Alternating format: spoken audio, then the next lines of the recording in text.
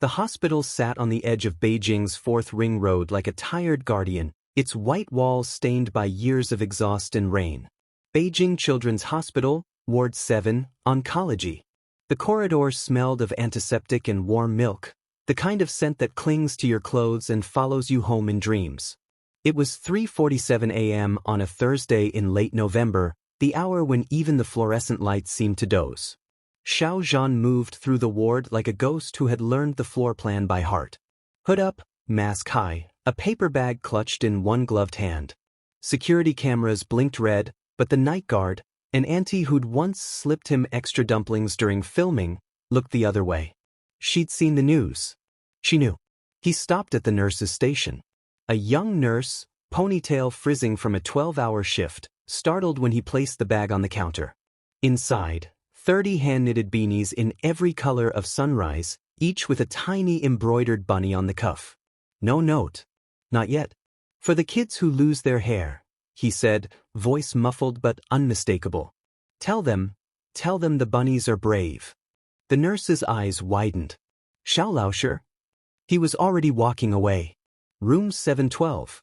The door was cracked open, a sliver of light cutting the dark like a promise.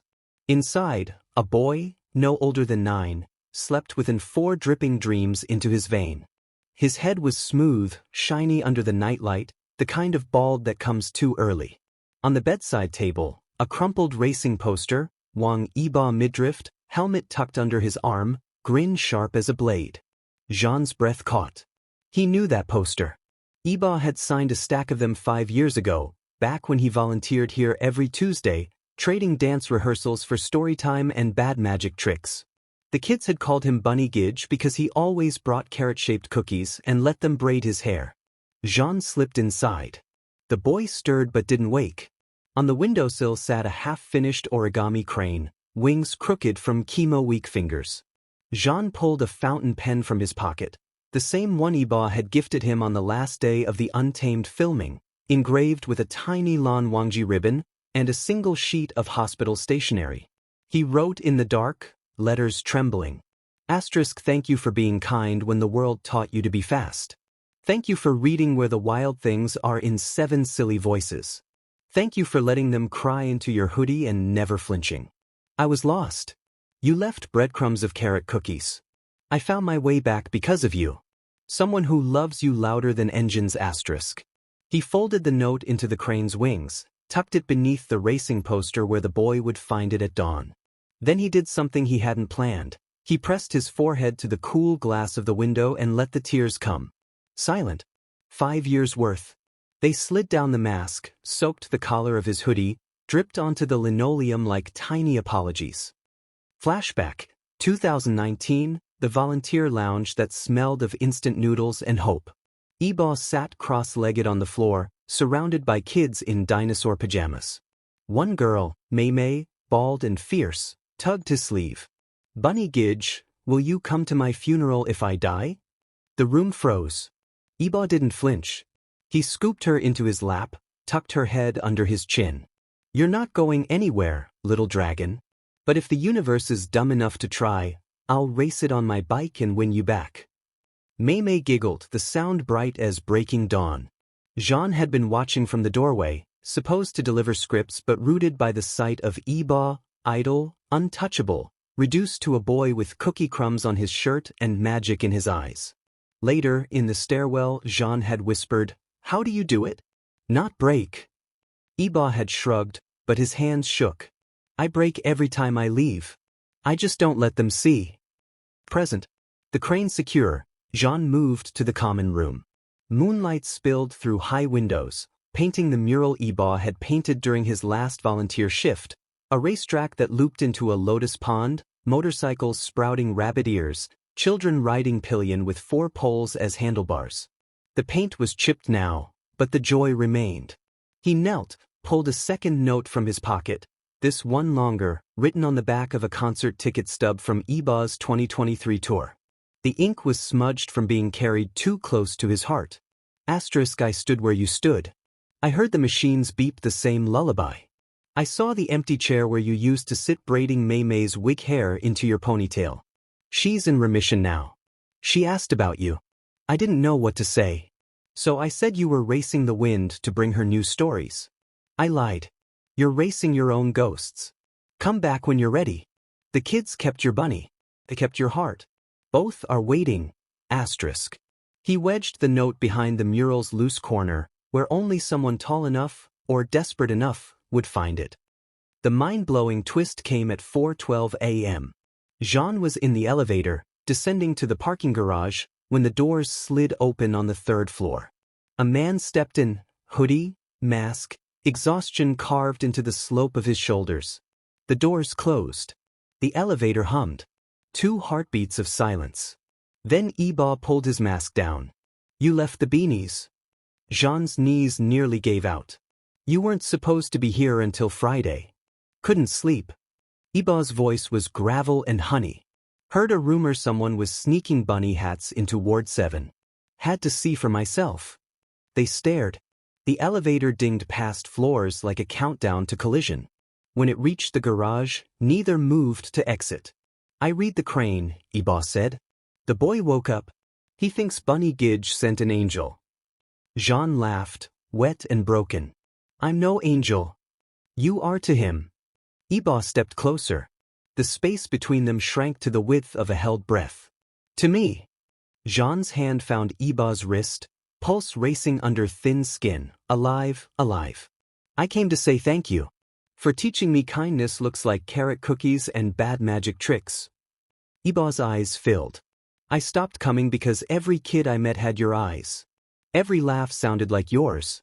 I was drowning in echoes. The foundation launched on a Tuesday in March, the kind of Beijing spring day that smells like lilacs and exhaust in equal measure. They named it Bunny Lantern, a nod to the paper cranes and the carrot-shaped cookies, to the way Yibo used to sneak glow sticks into the ward so kids could have their own private festivals under the covers. The press conference was held in the hospital courtyard. No red carpet, just folding chairs on cracked concrete and a banner hand-painted by the kids. Welcome home, Gidges. Yibo wore the same hoodie from 5 years ago, sleeves frayed where Mei Mei had tugged them into braids. Zhan stood beside him in a soft cream sweater, the collar high enough to hide the scar but low enough to show the ring glinting when the sun hit it. They didn't speak much. The kids did. A girl named Little Bean, 7 years old, missing 2 front teeth, took the microphone with both hands. Bunny Gidge said if I finish my medicine, I get to ride on his motorcycle when I'm big. Angel Gidge said he'll paint the helmet pink with sparkles. She beamed. I finished my medicine yesterday. The reporters laughed through tears. Someone's camera shutter clicked like a heartbeat. The first official Bunny Lantern event was a disaster in the best way. They'd planned a quiet story time in the common room. Instead, 200 kids showed up, some from other hospitals, some discharged years ago but unwilling to miss the reunion. The mural wall couldn't hold them all, so they spilled into the corridor, sitting on 4 poles like jungle gyms, parents hovering with juice boxes and hope. Yibo tried to read The Velveteen Rabbit, but every time he got to the part about becoming real, a kid would interrupt with a question. Did the motorcycle bunny get real too? Does Angel Gidge's heart still go beep beep? Can we braid your hair again? Zhan ended up on the floor, surrounded by tiny hands weaving red strings into his ponytail while Yibo balanced 3 kids on his shoulders and narrated the book in increasingly ridiculous voices. When the skin horse said, "It doesn't happen all at once. You become," Yibo's voice cracked. Zhan looked up, met his eyes across the chaos, and finished the line. "It takes a long time. That's why it doesn't happen to people who break easily." The room went still. A mother in the back row started clapping, slow and steady, until the whole corridor joined in, not for the idols, but for the kids who'd learned what real meant before they learned long division. That night, the loft in Chengdu was quiet for the first time in weeks. Momo had claimed the new couch as her throne, tail flicking like a metronome. Zhan sat at the kitchen island sketching thank you cards, each kid's name in watercolor, a tiny bunny hidden in the swirls. Yibo leaned in the doorway, watching the way Zhan's tongue poked out when he concentrated, the same way it had during the untamed table reads. "You missed a spot," Yibo said, pointing to Little Bean's card. She wanted sparkles on the bee. Zhan didn't look up. "You're the sparkle consultant now?" I'm the everything consultant. Yibo crossed the room, rested his chin on Zhan's shoulder. Also the guy who just got an email from a toy company. They want to make official bunny lantern plushies. Proceeds to the foundation.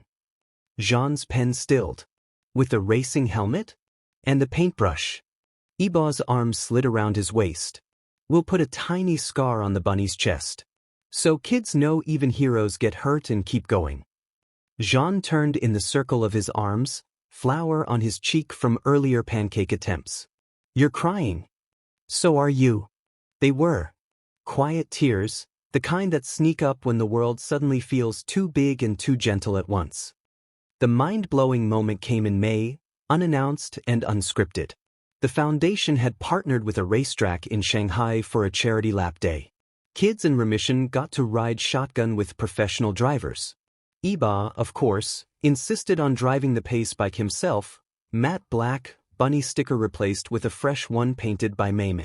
Zhan was supposed to stay in the pit lane, handing out water bottles and signing posters. But when the first group of kids rolled in, wheelchairs decked with streamers, for poles wrapped in fairy lights, Zhan froze. Because leading the pack was a boy he recognized. Room 712, the origami crane kid. Now 10, hair growing back in soft black curls, clutching a plush bunny that looked suspiciously like the prototype. The boy, his name was Xiao Yu, spotted Zhan and broke into a run. Angel Gidge. You came. Zhan knelt, caught him as he launched into his arms. I promised, didn't I? You pulled back, eyes huge. Bunny Gidge said if I got better, I could ride with him. But I'm scared. What if I throw up? Yibo appeared at Zhan's side, helmet under his arm. Then we match. I threw up after my first race too. He ruffled Yu's curls. But you know what? The track's magic. It turns fear into wind. They strapped you into the sidecar, custom built, painted sky blue with sparkles. Zhan climbed in behind him, arms around the boy's waist. The engine roared. The crowd cheered. And as they took off, Yu's laughter cracked open the sky. The lap was slow, safety first, but to Yu it was light speed. Wind whipped his curls, the bunny plush clutched tight. Halfway around, he turned to Zhan, screaming over the engine, I'm flying. Zhan's answer was lost in the roar, but his smile said everything. When they pulled back into the pit, Yu was crying, happy, overwhelmed, alive. He threw his arms around Yibo's neck, then Zhan's, then both at once. Later, a video of the lap went viral, the sidecar rounding the curve, Yu's tiny fist pumping the air, Zhan's head thrown back in laughter, Yibo's grin visible even under the helmet visor. The caption, posted by the track's official account, when kindness laps the world. 87 million views in 24 hours. Summer brought storms. Not weather, though Beijing's humidity was brutal, but the kind that come with growth. The foundation's budget ballooned. Corporate sponsors wanted logos on bunny hats. A politician tried to co-opt an event for votes. Worst, a tabloid ran a hit piece claiming Bunny Lantern was a PR stunt to cleanse their images post coming out. The night the article dropped, Zhan couldn't sleep. He stood on the rooftop garden, rain soaking his t-shirt, staring at the city like it had betrayed him. Yibo found him there at 2 a.m., umbrella abandoned, hair plastered to his forehead. They think we're using the kids, Zhan said, voice hollow. Like our love is a marketing strategy. Yibo didn't argue. He just opened his arms. Zhan walked into them, shaking with rage and grief. They stood in the rain until their clothes were heavy, until the storm inside matched the one outside. The next morning, they posted a joint Weibo update, no press release, no manager approval. A single photo, the two of them asleep on the loft couch, Momo sprawled across their laps, a child's drawing taped to the wall behind them. The drawing showed two stick figures holding hands under a rainbow made of bunny ears. Caption: